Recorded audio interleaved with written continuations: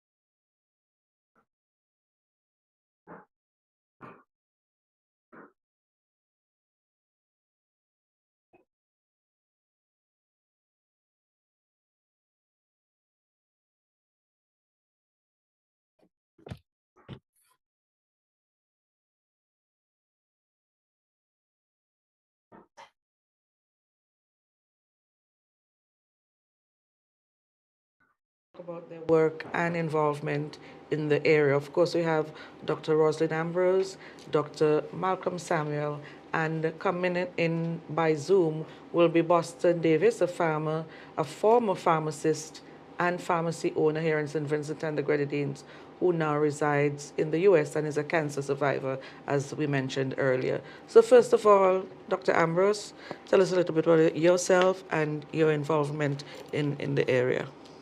Right, good evening, and thanks, Teresa, for inviting me to speak on behalf of the Medical Association.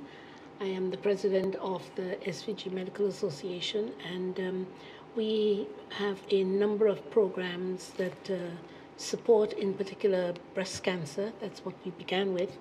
And over the years, we've included support for persons with prostate cancer.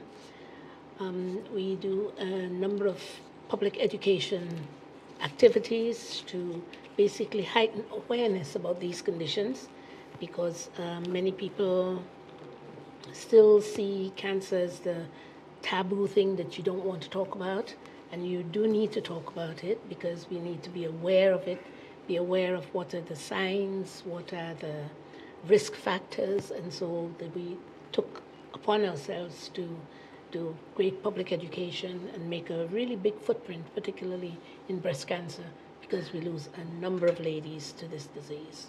Okay. And it is quite sad for us. Okay, Dr. Samuel? Well, good night.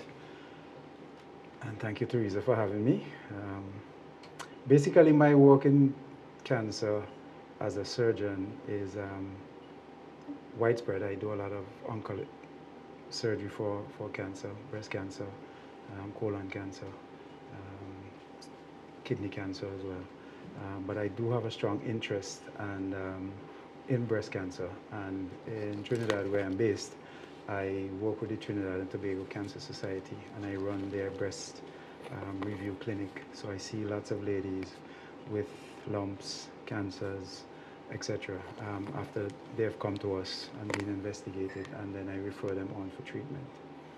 So that's my area of interest in the sphere of cancer. But I also have a wide interest in cancer per se, because I've encountered a lot of different weird and wonderful cancers. Mm-hmm. I shouldn't say wonderful, but it's fascinating to me. Yes. It's fascinating to me as a surgeon, but I know it's a terrible disease, but that's why we're here, to help. Okay, so we'll probably talk about some of those later on in the program. Boston, I want to introduce you now as well. Tell us a little bit about yourself and why you're here. Well, Teresa, let me say good evening and thanks to you for the invite to share my story. It's good to be on a panel with Dr. Ambrose and Malcolm. It's an esteemed panel. I hope that I'll do justice to my invite. I'm here because I have a story. I was diagnosed in 2019 with prostate cancer. I did the surgery and I have survived it. I'm doing well. And I think it's a story that I can share with other men, and not only men, but women who have to live with men who have encountered such a condition. And that's why I'm here this evening to share my story. Thank you so much, and we're happy that you're here to share and tell your story. Let's start by explaining what is cancer. Um, well, cancer essentially is the uncontrolled growth of cells. Now, you can have cancer anywhere throughout the body, right? Anywhere. But obviously, there are types which are more common than others. And when we say uncontrolled, normal cells, they are formed, they live, they function, they die, and then the body removes them. That's a process called apoptosis. However, for different reasons, mainly genetic, these cells then fall out of control. They lose the controlling mechanism, and then they just start to grow and spread widely. So that essentially is what cancer is. It starts at the cellular level. It's a cell gene-based issue. Does everybody have cancer cells? Everyone has the potential. It is there. So even though we always ask about family history, but even if you know no one in your family with a particular cancer, breast cancer, prostate cancer, it does start somewhere. And so maybe you are the pivot point for that gene to trigger and begin to misbehave in this way that is making abnormal cells and doing abnormal things, growing out of control, and invading other tissues in the body. So that potentially, as human beings, supposedly we all have that potential. So, what causes these cells to get out of control? Well, it starts at the gene level. Now, the gene is what controls who you are, essentially. It's the genetic structure. And once these genes go out of control, then the cancer cells begin to grow. Now, what causes this? Sometimes it is hereditary. Sometimes there may be effects from external influences. And sometimes it just happens spontaneously. It just, one day, the cell just decides, okay, guys, that's it. I'm done. Rogue. I am going rogue. And he or she takes off. And that's it. There's no known reason why that individual should develop cancer. But it all starts at the gene level. And what are some of the main forms of cancer, particularly in St. Vincent and the Grenadines or the region generally? Well, given that more than 90% of our population is Afro-Caribbean, we have a lot of the Afro-Caribbean type diseases. So for males, we have a high incidence of prostate cancer. Females, breast and cervical cancer. Then the other things that are common, we have colon cancer, which is now becoming much more prevalent in the Caribbean and in younger people. Then we have people who have kidney cancer. We do have some skin cancers, lung, especially in smokers. We do have ovarian cancers as well, which is a very insidious disease. Pancreatic cancer is also a problem. We've got bone and the blood dyscrasias, the leukemias. Gastric, stomach cancers, and in children, the most common ones are kidney cancers, brain cancers, and the leukemias and lymphomas and bone cancer. How common are these in St. Vincent and the Grenadines? Do you have any figures, any statistics? Well, we have some statistics. That's one area that we know needs improvement. And I think it's because of how our healthcare system is structured, so that we may see a number of cases that come to the hospital, but then you realize that a number of people stay in the private sector. They go abroad. We lose track of them, so they're not in our statistics. So that is one weakness that we are hoping to change. We've been working for a couple of years on establishing what's called a cancer registry, so that once people are diagnosed, they're in there, and we have ways of trying to follow them and see how they manage through their disease. But like I say, because so many of us have relatives in an elsewhere location, we tend to go there and then we're lost in the statistical count. But we do have some statistics, except that they're not sharp enough. And we're hoping to improve on that. Okay. What are the various stages of cancer? And are they the same for the different types of cancer? Well, they're generally the same in the sense that there is a classification system called TNM, which is T for tumor, N for nodes, which is indicate the lymph nodes. That's where cancer commonly spreads, and M for metastasis, right? So that's a broad heading in terms of how you stage a cancer. And usually you have a T1, T2, T3, depending on the site. It depends on the size, etc. So for instance, in breast, so the TNM classification in breast would be T1, right? So T0, which is cancer in situ. In situ means it's in the duct. T1, right, which is less than 2 centimeters. T2, which is 2 to 5 centimeters. T3 is 5 and above, or if you have metastases, depending on if the primary is larger or smaller, right? So that's T1 to 4. And then you have N0, which is no nodes involved, N1, which is 2 to 3 nodes at a certain level involved, and N2 is more than 4 nodes involved. So you can apply that to each individual type of cancer. So colon cancer generally used to be classified as A, B, and C, right? So A, it's confined to the bowel, B, it has broken through the bowel wall, and C, it has spread widely, and then D, it's distant metastases, right? So that's the general, so it follows a particular system, but each cancer has its own unique staging. Metastases is really the spread that has gone to other organs. So even though it began as a bowel cancer, it can spread to the liver, and then it can spread to the lung. And then depending on where's the original cancer, there's certain patterns of how it spreads through the body. So that it may go to the liver, to the lung, to the brain, and so on.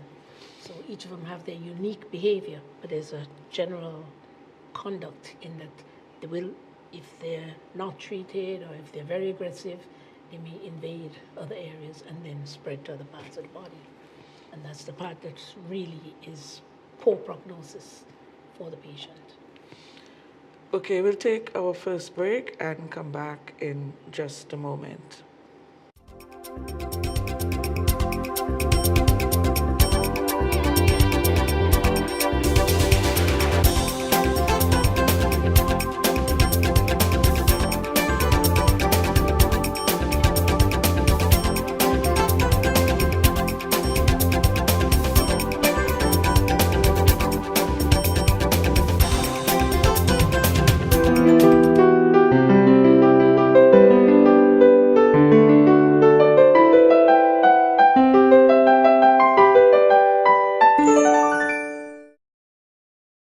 I am Dr. Gerald Thompson, an infectious disease specialist. I'm inviting you every week to join our program, Healthy Choices, Healthy Actions, a health program that you need to see.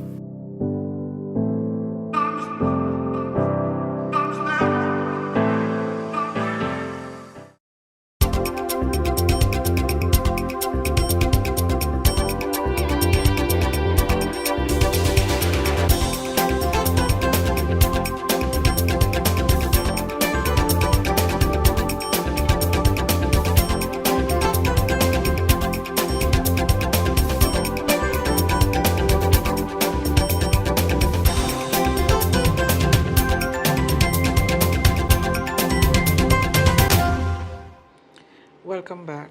Boston, we haven't forgotten you. We'll certainly bring you in a while to talk about your experience and with your bout of cancer. But doctors, what cancers are curable and why are some curable and others are not? I would suggest you use the word more curable than Okay. right? That's a difficult question to answer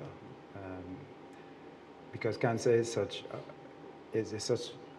a ubiquitous disease.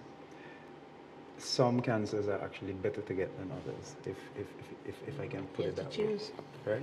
If you had to choose, there are certain cancers that you would choose over others. The reason why some are more curable than others, I don't know if anybody knows the exact reason There's no why that absolute is. answer, is there? Right. It's so individual. Yeah. Now, I'll give you an example of a very curable tumor, but it's not very common in our population. It's testicular tumors, right? They respond very, very well to chemo and radiation, extremely well. In fact, Lance Armstrong, who was a top cyclist, who's now disgraced, is a testicular tumor survivor. And he had metastases to his brain when he was 24, and he's now in his 50s. So he essentially has survived because he got aggressive treatment, and the type of tumor he had is very, very responsive to treatment. Now, pancreatic cancer now, for example, that's very difficult. It's extremely difficult. First of all, I lost my mom to that. right. First of all, it's insidious cancer that is often diagnosed late, and we really don't have any effective. The 5-year survival rate for pancreatic cancer is less than 20%, right? So between those spectrums, it's a wide variation. I mean, there's lots of new stuff being done now. For instance, immunotherapy, using antibodies to treat cancers because we can identify pathways within the cells and how they talk to each other and how they spread and so on. And you can develop, drugs have been developed which will target these things. So there's lots of work going on which has made previously less curable cancers a little more curable. But unfortunately, when you get to a certain stage, it's like stage 4, for example, it's often about prolonging the quality of life rather than cure. Your best chance for cure is early diagnosis. I can't emphasize that more. That is why. Especially in breast cancer, prostate cancer, colon cancer. Early diagnosis, the earlier you catch it, the greater your chance of cure. Of cure. I mean, I've seen breast cancers come back after 30 years. So. 30 years. Yes. Yeah. Although we say that once you've survived the first 5 years, you're considered now a survivor. Yes. But even that is kind of changing a bit because women are getting recurrences beyond that 5-year mark. Beyond 10 years. So, yeah. So, personally, I don't tend to use the word cure. I tend to talk about survival and good health and maintaining that. Yeah, but there are 1 or 2 cancers you can say you can cure. In general, I don't like the word. One other word I don't really care for in discussing cancer is preventable. I think it's to me it's kind of a fallacy because you may do everything right. You're not obese, you don't use alcohol, you're not smoking, you don't do these risk factors. But if that is in your gene pool, preventable doesn't really work because you cannot turn that off and you don't know when it's going to kick in and begin to become a real phenomenon for a patient. So I always, when people say, what can I do to prevent cancer?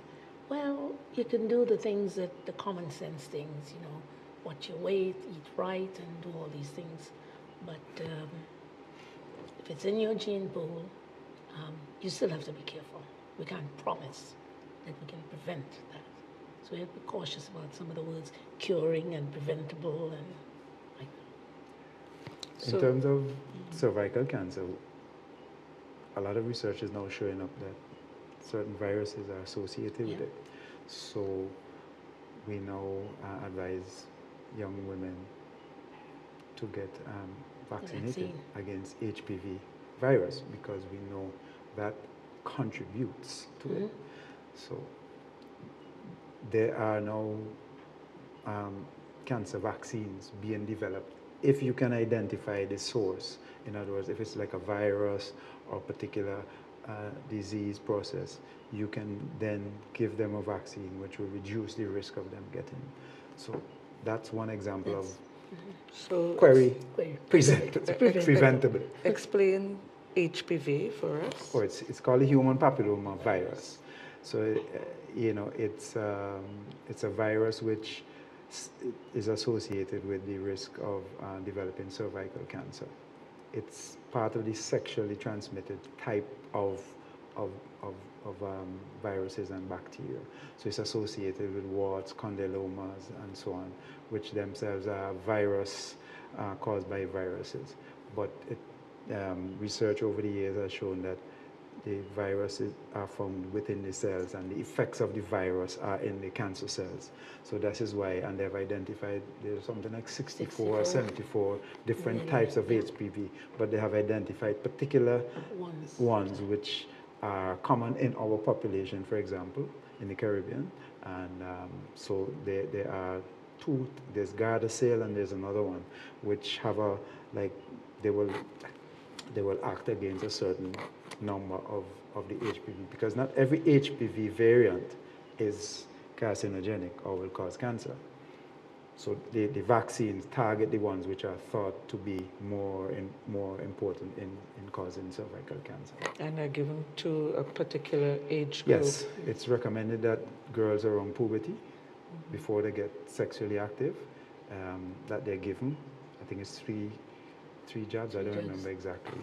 Usually, yes, it starts at 3. So essentially what that does is that it builds up antibodies which will then, whenever they become sexually active, because early sexual activity is associated with cervical cancer, right?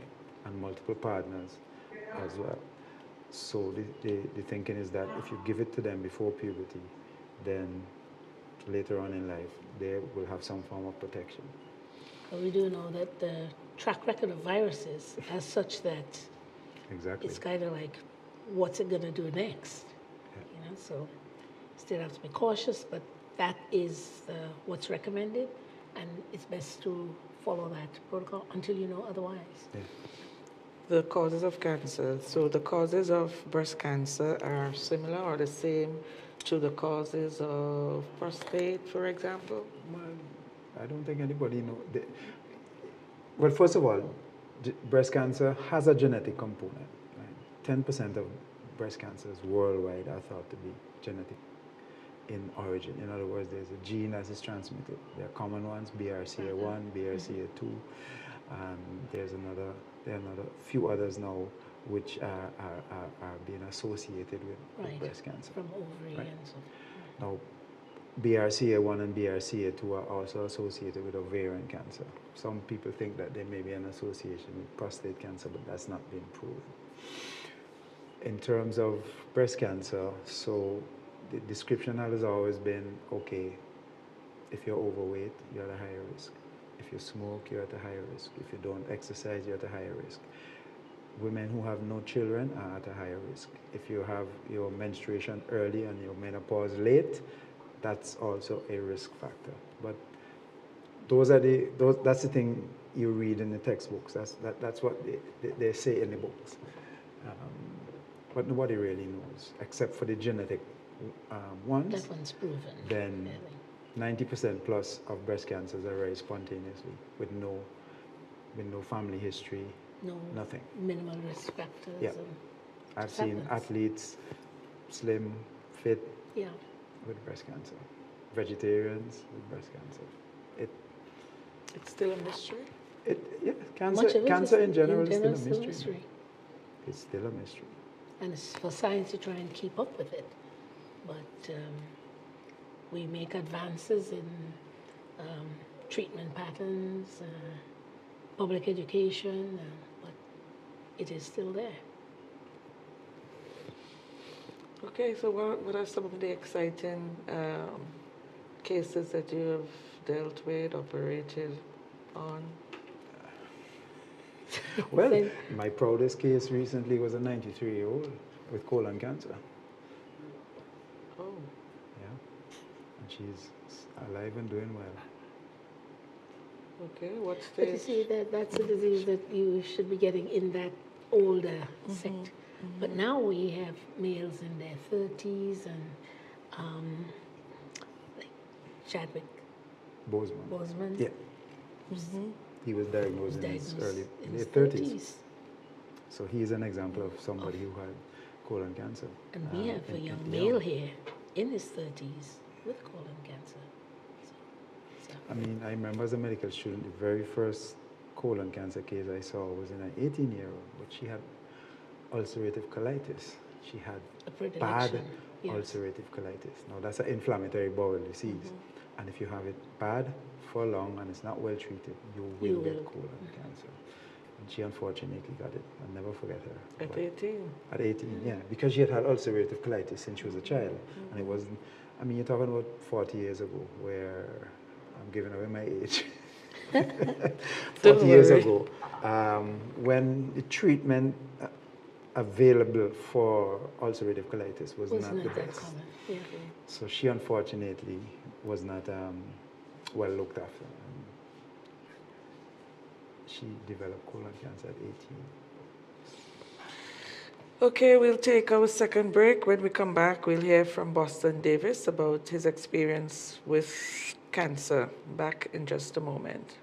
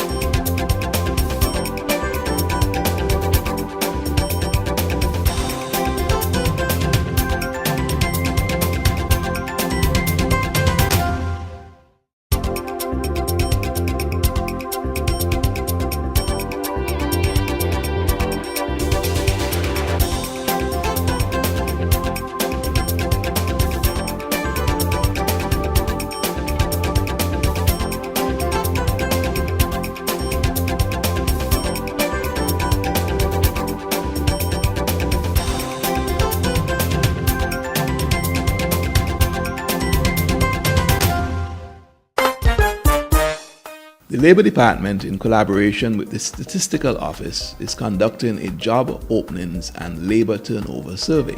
This survey will provide indicators on the labor demand side of the labor market.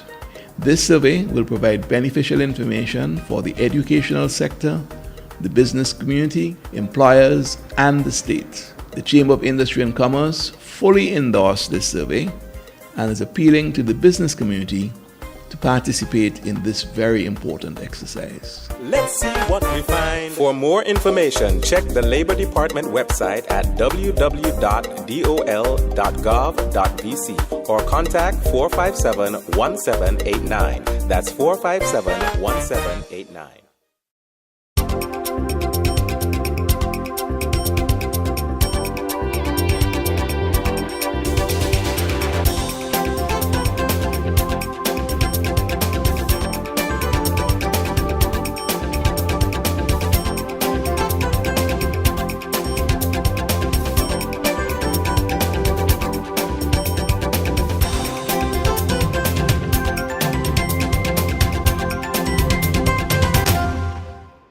Welcome back. Before we bring in Boston, let's talk about prostate cancer a little bit in terms of giving the background. What is it? Well, the prostate is a gland which is at the base of the bladder, and it produces secretions which are part of semen. So it helps storage of sperm, etc. So it's important in the male reproductive system.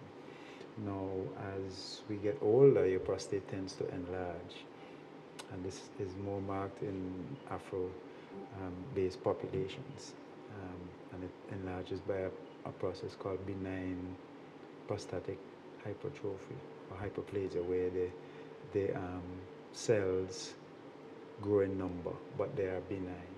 However, prostate cancer cells then arise and they start developing. Generally, prostate cancer is a disease of older individuals, but again, we are now seeing men in their 40s with prostate cancer developing. Do we know why? There is thoughts about, too much testosterone, or, lack, if you're not having intercourse enough and you're not ejaculating enough, and there are all kinds of weird and wonderful theories, but nobody knows for sure why prostate cancer develops. There's no hard and fast, and it can be insidious. You can have it and not know you have it until it's too late. Yes. Okay. Okay, Boston. I, Well, I know you're not that old, so how did you know that you had prostate cancer? I was on a trip to Florida, and driving down, I found myself as to stop frequently to urinate. It was unusual, so the thought just came that I need to do a PSA screening when I get back. So when I got back to Atlanta, I went to my primary care physician and said, I need to do a PSA screening. She said, why? I said, because it's just unusual. When my bladder was filled, there was this nagging pain down my right side, right leg. And I said to her, I believe that, I need to pay some attention to it. She did the PSA test and it came back at 4.5. And the average is normally 0 to 4. And I get concerned, and she said, there's no need to worry. Take 3 months, come back. I went back after 3 months and it got to 5.8. And then I request a visit to the urologist to do a physical examination. And he said, it's smooth, it's okay, the gland is all right, there's no need to worry. And I said, no, I need to go the next step. So that is to do a biopsy. And when we did the biopsy, it came back again on a scale of 1 to 4, 0 to 4. I had inflammation graded at 1.25. And it's at that point I asked the question, is it cancerous? And he said, yes, it is. Because the test came back and I said, okay, let's remove it. And I proceed to do the operation in May 2020. So you... It made it easy. He said it was going to be a robotic removal, which is just 3 insertion and out it comes. 1 day in the hospital. 2 weeks before, the robot broke. And he called and he said, what you going to do? Are you going to wait 6 months? I said, no, we need to go. What's the alternative? So we need to remove it by hand. And I said, I agree. Let's go. And it was an experience because in the operating theater that day, they brought in students to witness this operation because it's an unusual, it's not being done that way much these days. So he asked me if he could film it. I say, yes, you can. I'll leave you. And I said, no, you can use my name. It's not that. And since then, I was out of operation for maybe 4 days. I got back up, start exercising. And after 10 days, revisit the hospital. And he said, man, you have recovered remarkably. I'm a preacher. That's what I do here. I missed one Sunday in the pulpit. Since then, it has been a remarkable recovery. And I, followed through with the test. After it was last year, they wanted to make sure that I had completely recovered. And what they didn't do initially, they did like MRI, they did body scan, they did the nuclear medicine test, and all came back negative. And, I'm happy that, as Dr. Malcolm said, once you move early, you have a great chance. And you asked the question, how do I know? It's just a thought. Well, I have a medical background, so just a thought that something is not right, it's unusual. I don't have diabetes. I have a little high blood pressure, which nothing to worry about. All the test results, the blood works came back perfect. Everything came just perfect. And the doctor was saying, I don't understand how all your results could be perfect, but yet the PSA is growing at that rate. And, after they asked me to beginning to share my story with men, because for whatever reason, men, we don't like to talk about adverse condition, especially with our spouses. So we keep it quiet until it gets, to be detrimental. So what I did before the surgery, and I must mention this, my wife and I had a deep conversation about what is going to happen. Because the fear is always, what is going to happen to your manhood? What is going to happen to your manhood? And because the doctor said to us, it's going to be affected greatly.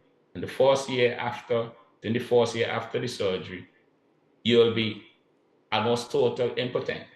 You can't do anything. And he said, are you prepared for that? I said, I prepare to live and not die. So I am going to go with the procedure.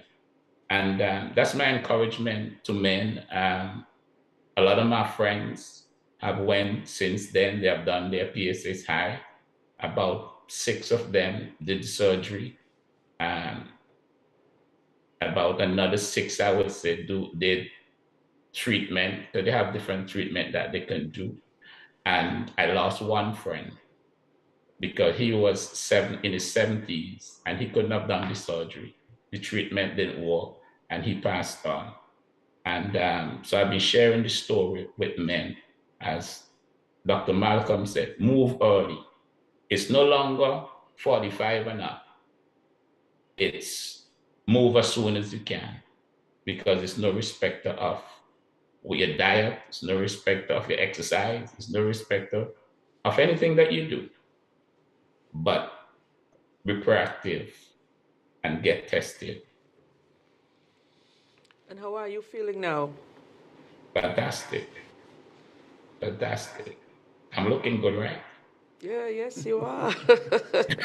So what's happening from here on in terms of checkups, etc.? Oh, I do my checkup. I just had the last one about 3 weeks ago. I do my checkup regularly. I shift doctor this time to see if they're going to come up with something different. And the results are still the same. I'm doing well. It is, the PSA is like 0.129, which after that time, that's not a bad result. So I'm quite happy. There's no pain anywhere. I am living, and I know we're alive, but I could share a secret with you. I think it's coming back.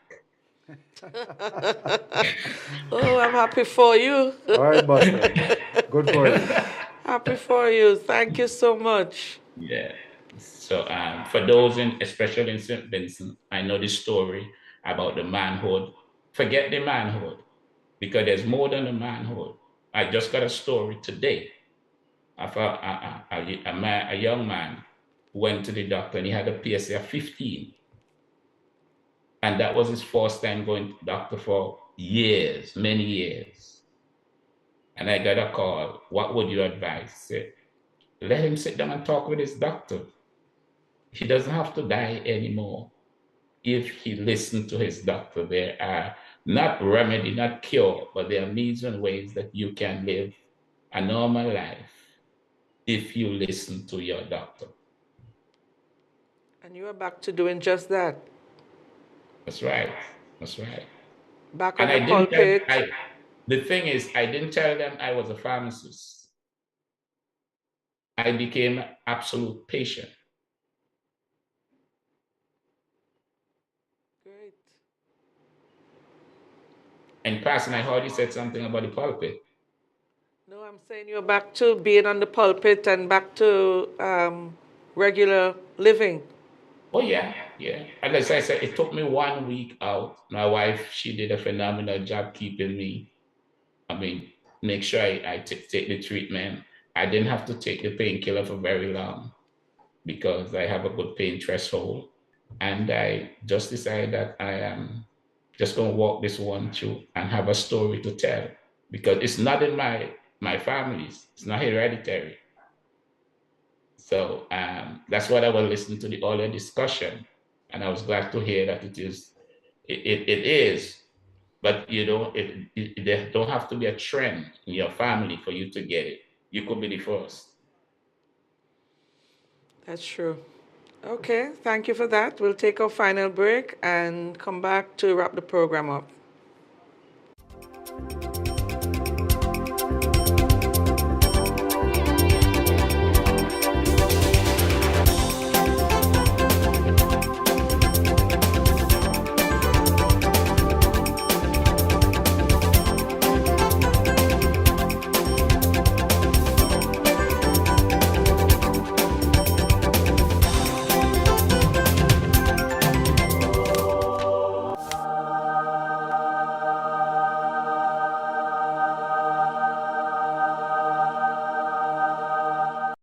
I am Dr. Gerald Thompson, an infectious disease specialist. I'm inviting you every week to join our program, Healthy Choices, Healthy Actions, a health program that you need to see.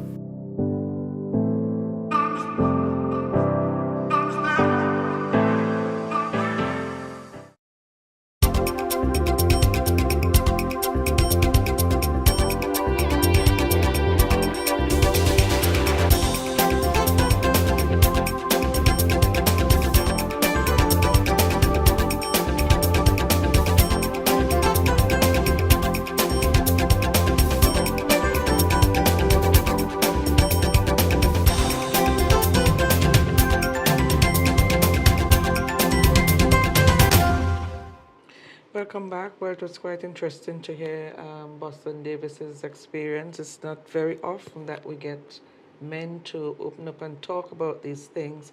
What do you think is the main reason why they are reluctant to share or maybe to even go out to get tested? It's just a natural thing, I suppose. You know, they feel all right, so why am I going? It's just in the male psyche. When you can get women to come and have a regular annual, it's very uncommon to get men to say, well, I'm just having a checkup. They just don't do it. And I think one of the issues with the prostate cancer in particular is that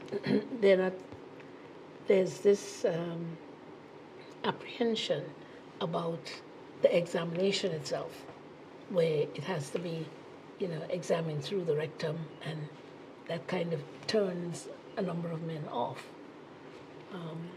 But it is a life-saving exercise and quality of life. Maybe it won't be at that ultimate that it was before, but at least you are alive. And that is what we try to encourage men to come out, get tested. Say you're 40 years old, this is the time. It's a big difference between life and death. I think too that men make excuses. So if they have a ache or a pain, it's it's gas. They or, downplay, yes.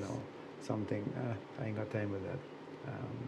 So they actually don't pay attention to their symptoms until it gets to a point where it's so debilitating that they have to really do something about it. Whereas women, certainly in my experience, will tend to follow their symptoms and get medical advice much earlier. Even if it turns out to be nothing or it's minor. Yeah. But women, on the whole, tend to seek medical care much faster and much earlier than men, especially in the Caribbean. I mean, most of my practice has been in the Caribbean, so it's an unfortunate situation, but it is what it is. Let's talk a little bit more about breast cancer. Indeed, last month was Breast Cancer Awareness Month, Yes. October, every year. It's a global undertaking. And again, women are forceful, relatively forceful about trying to get the voice out, get the message out, that we need to be paying more attention to this. Unfortunately, where the clusters of really aggressive breast cancers are, that's the time when a woman is supervising her teenager that's growing up, her college-age child, you know. So it's really in that very industrious years of your life that you really want survival. And so women have made a very big impact on pressing forward with breast cancer awareness, encouraging women to do things, to find out early. Early detection still is the biggest impact, positive thing that women can do. And so we try to bring that home in our activities for breast cancer awareness. what are the main symptoms of breast cancer? In most cases, none. There's no symptom. Most women who have breast cancer will just find their lump. You know, they're having a shower. Because quite a few of my patients they have picked it up like that. You know, doc, I was having a shower and I felt this thing. And they felt it again and said, oh, oops, let's go. So a lump is the most common presentation for breast cancer. Breast pain is not. Because a lot of women who have discomfort and pain in their breast, it's not hurting, so we do nothing. Rush to the doctor, but actually breast pain is not a common sign of breast cancer. In fact, probably about 1% of breast cancer patients will have any type of pain that you can relate to the breast or to the cancer. Because if you're having pain in the breast from cancer, it's advanced. So it's often just a lump or a change in the shape, or the nipple may become inverted or change position. The contour of the breast may look different. You may see changes in the skin, right? Those are the common things. Which is why we promote the self-examination. You're in the shower, Yes, touch talk yourself. about, yes. And how is it, how to do that properly? Well, the thing about that is you have to, what I always tell the patients is that you have to get to know what your breast feels like. Now, you have to use these part of your fingers. Not the fingertips. Right? Not the tips, because when you press like this, you're going to feel something. Because if you're slim, for example, and your breasts are small, and you press, you feel your ribs. Okay? So you use this part of your finger and you keep your hands sort of flat in this way, and you rub. So you go from the quadrants, 1, 2, 3, 4. So we break the breast up into quadrants. So there's a cross through the nipple. So outer, inner, right? And you follow like a clock face. Yes. 1 o'clock, 2 o'clock. Right.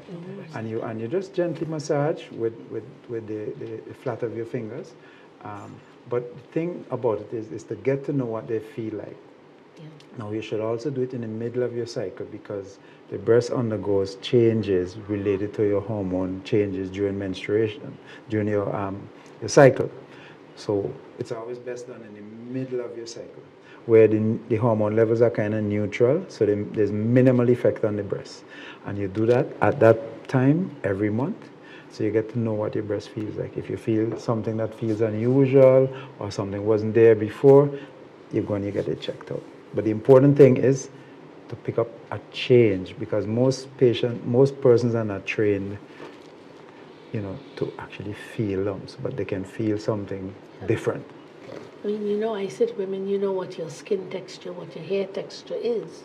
So certainly if you're doing on a regular basis, once a month, you get to understand what your breast feels like. Because some women have very lumpy breasts, and that's what you want to be familiar with, that roadmap of how your breast feels like. So when something different comes up, chances are you will recognize that this didn't feel the same as it did the month before or the month before that. And that's what we were asking. We were encouraging you to do that. Familiarize yourself. Men can also get breast cancer. Yes. Oh yeah, absolutely. 1% of breast cancers are male. I have had 2 patients in my career. We But have yes, 2 patients in our program, 2 males in our program. you can get, men Really? can get Yes. breast cancer. So the self-examination is also recommended? Exactly. And also, men should also, if they have a lump, get it checked Get it checked out. Because often they wait until it's a bit too late. Because you see, the breast tissue in men have breast tissue, however, it's much, much smaller than in the female for obvious reasons. But they will get a lump and they will just take it for nothing until it starts to go through the skin, unfortunately. So they tend to present late. And by then, Well, it's not as aggressive as it could be in women, but it is still something that can be fatal if caught late. what do we say to people as we prepare to wind down the program relative to cancer? How do you take care of yourselves to minimize, if that is at all possible, your chances of getting the disease? Well, a healthy lifestyle will minimize most things. It is no guarantee, but as healthy a lifestyle as possible. Watch your diet, exercise, don't drink too much, avoid smoking.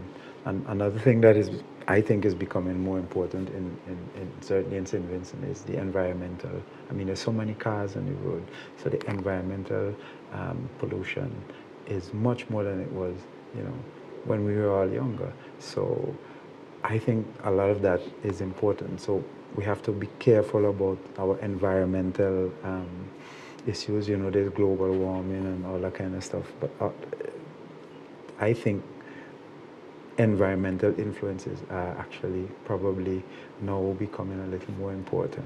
That's my personal view. But if you do all the good things, you reduce your risk, but there's no guarantee. But the other main thing I would always say is that get regular checkups, and if you have something, get it checked out. And if you're still not happy, get a second opinion. Go to somebody else if you don't think that the first person is taking your concern seriously. Yes. Which sometimes happens with breast cancer, Yeah. You may go to a physician who's kind of, oh, well, don't make too much about this, as Boston, alluded to. Yeah. Don't make too much about this. But if it worries you, check it out. Take that extra opportunity to, as he says, get another opinion. Check again. Maybe later on you'll have a second look and get your peace of mind. Okay, that's our program for today. Thank you for joining us. Special thank you to Drs. Ambrose and Samuel, and also to Boston Davis for joining us via Zoom. Thank you and all the best to you. Hope you continue to feel better. See you again next week, Wednesday at the same time. Good evening and thank you.